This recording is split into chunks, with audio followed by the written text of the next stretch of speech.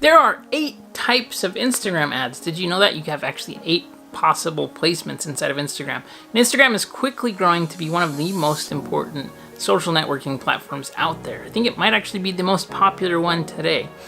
And especially as things are happening inside of Facebook and changes that are happening to the user base and different changes specifically to the ad feed and there's just all kinds of stuff happening, Instagram is becoming more and more important. So as it becomes more important, as more people are using Instagram, less people possibly using Facebook, a lot of advertisers have been relying on Facebook as their bread and butter for ads, for engaging customers and bringing on new clients and customers to their business. So it's important that you understand all of the possible places that you can be running ads, how to use these the best, and in this video we're going to cover that. We're going to go over these 8 placements inside of Instagram, kind of the best uses for each one, and really help you to get more out of your advertising on Instagram. So let's get into today's video. Hey there, my name is Brandon Brashears. I create daily digital marketing videos, so if you're looking to grow your brand or your business with digital marketing, be sure to subscribe. If you like this video, hit the thumbs up button. Comment below if you have any questions, and if there's anything I can ever do, be sure to let me know in the comments. All right, let's talk about Instagram ads. Instagram is what is basically keeping Facebook afloat. Now, there still is a tremendous user base on Facebook, but Facebook came out and announced that they're going to be taking the emphasis away from the newsfeed, which is pretty crazy to think about because that's what's been basically all of Facebook. So it's fundamentally changing from what it was to something else.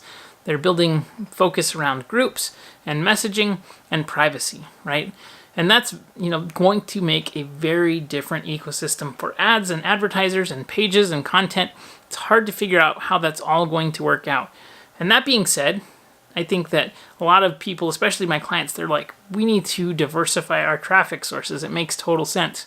Now, I know that Facebook is the owner of Instagram, so it's like kind of funny saying I'm going to diversify the traffic, so I'm going to go from one Facebook product to another Facebook product, but I think it's actually a really good idea. The reason for that is that there is a huge audience and different demographics inside of Instagram. Now, Facebook is getting older and older as time goes on, just because typically this happens with most social platforms, right? You have early adopters, they're typically younger, it is their platform, and then older people come on and it makes it not cool anymore, right? And so typically the younger users are not on Facebook and things. If you're looking to reach people that are probably 35 and older, Facebook is a great place to do that. But if you want to reach those younger demographics, things like Snapchat and Instagram, those are the places that these people are hanging out. So you want to make sure that you have, a presence there and you're really building your Instagram strategy. You want to make sure that you have ads that are going to work. Now, if you take your ads from Facebook and you put them into Instagram, they're not going to translate perfectly.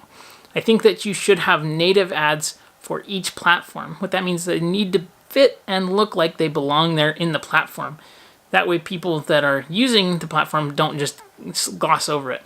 A lot of times, especially for clients, we have Facebook ads that have an image, and then we get the headline, and then we get the link description, and then we get the link URL, we get the body copy, and there's just so much room, especially in the newsfeed ads, for selling and pre-selling and segmenting your audience and all of these things. Instagram is not the same. You have the ad image typically, and you'll have some text below and a call to action button for the image ads or the video ads.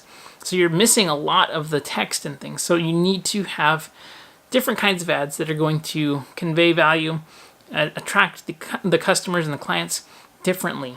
And so I think that one thing in general, if you are doing advertising, you need to become a user of the platform and a student of what's working and what's not. And the way that you do that is you just start using it. And when you find something that works, you save it and you say, this is really cool. I like that they're doing this. Especially if you're following people like Conor McGregor, who's the UFC fighter. He has a clothing line that he sells, and he sells whiskey and other things. And I really like following his profile because of the way that he is promoting his products. He's great at doing native advertising inside of the platform. So make sure that you're following different brands, different businesses. Another brand that's amazing with their native advertising is Disney Cruises. Should be no surprise that Disney has a great creative team and they're actively making native ads across all of these platforms. So check out Disney Cruises as well. But that's not what we're talking about today. We are talking about the 8 kinds of ads that are on Instagram. So let's jump into them. The first one that we have are standard image ads. So single images inside of the Instagram feed. Now these are, you get a call to action and also a description. And these are pretty straightforward. You want to make these typically square because you're going to take up the most real estate possible. You want them to have high contrast to stand out and really convey benefit or interest or intrigue and get people to take action somehow. The next type that we have, the second type, are video ads for a single video image. And you can have up to 2 minutes inside of the feed. It typically works well if it's square too, but you can have any aspect ratio inside of these ads. And again, you want to be able to typically capture attention quickly. Most people don't listen to the sound inside of the Instagram feed, so you want to make sure that you have captions and that people can see what's going on very quickly. You want to capture their attention, make it super clear about what's going on, what's happening, and how to take the next step. What is the next step? What are they doing? What's in it for them? And how can they get that benefit that you're promising? The next ad type that we have are carousel ads. And so these are multiple images in a sequence. And these are beneficial, especially because you can tell stories in a swipe sideways. You can have text on there, you can have images, and you can make them go together and look interesting. Disney Cruises actually does really cool carousel ads. A lot of times they'll use videos and images in their carousel ads, and it looks really, really cool. So check out that profile for sure, and they'll start delivering ads to you. So I think that carousel ads are probably better than a single image ad just because you have more real estate to work with. And so you're able to capture attention and then move on, basically tell more information, tell more story, get people to understand more benefits and all of that. So I like typically working with more real estate and you're able to tell stories more quickly. Next we have lead ads, and lead ads are from Facebook. They are native forms that you can fill out directly inside of Instagram. You don't have to leave. So if somebody sees a video or an image, they can hit that lead ad button and then their contact info can then be entered directly inside of Instagram. You're going to have higher conversion rates with lead ads than you would going off-site, but I will tell you this, I typically find that the quality of lead ads is a little bit lower than if somebody's going to a website and filling out a form. So you're going to want to make sure and test this against landing pages so that you can really understand what the cost per conversions are, which ones are working best for you, and then how to optimize your campaigns based on that. Next, we have story image ads. Stories are amazing in that people use them so often. The user base inside of Instagram is obsessed with stories, and for good reason. It's very interesting because it's just like flipping through TV channels. You're able to catch up with the people that you're following, not only your friends and your family, but also celebrities and brands, and see kind of an inside track into their life. So that's why stories are so great.